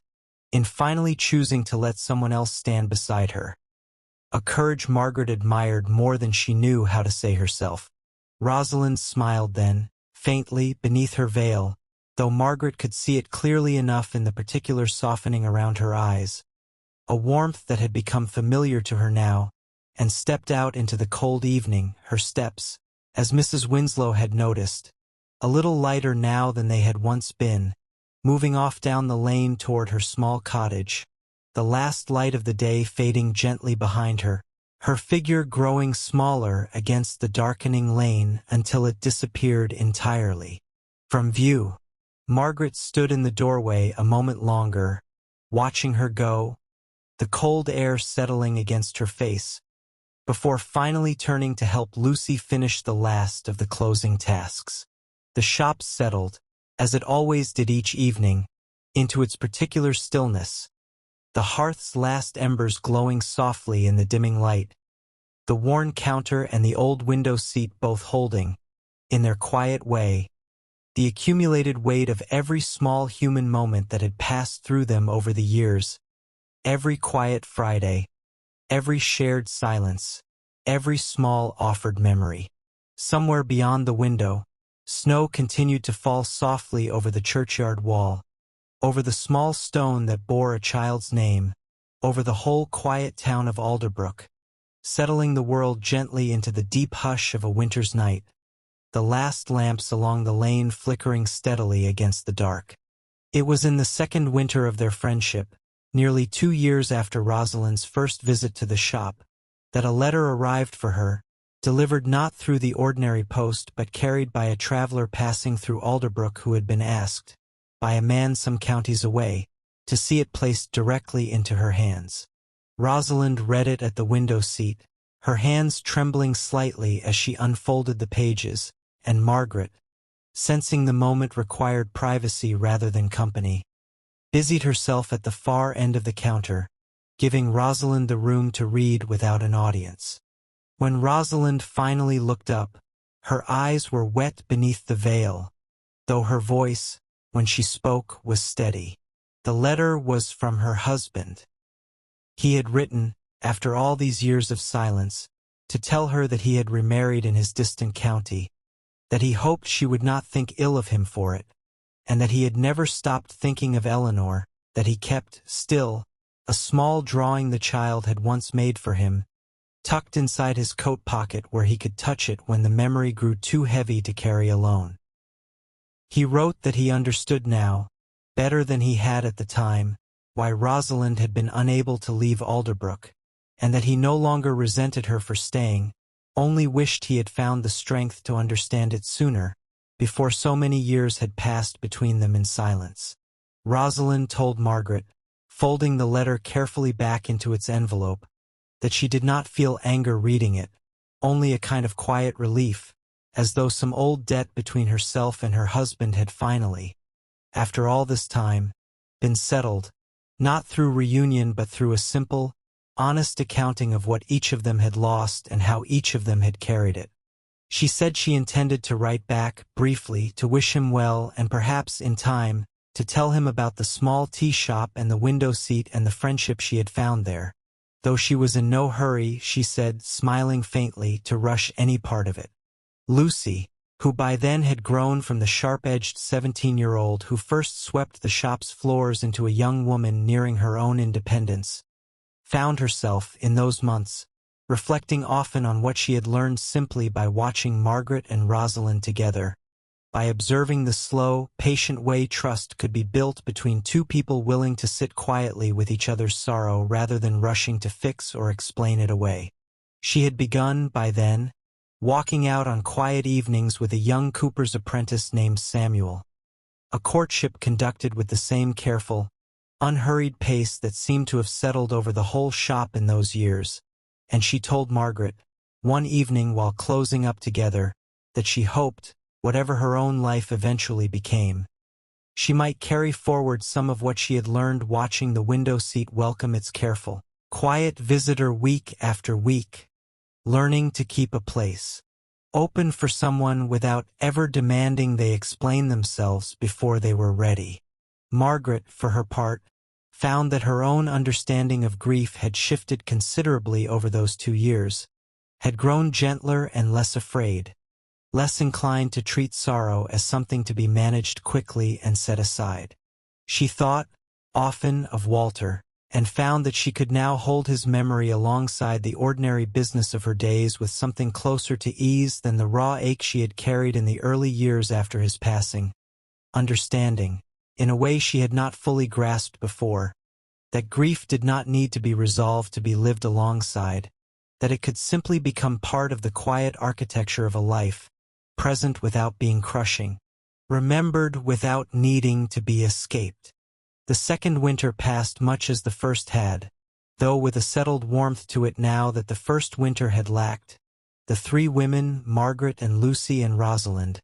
finding their way into a rhythm that no longer required careful navigation, each of them understanding, by unspoken agreement, the particular shape their Friday afternoons had come to hold.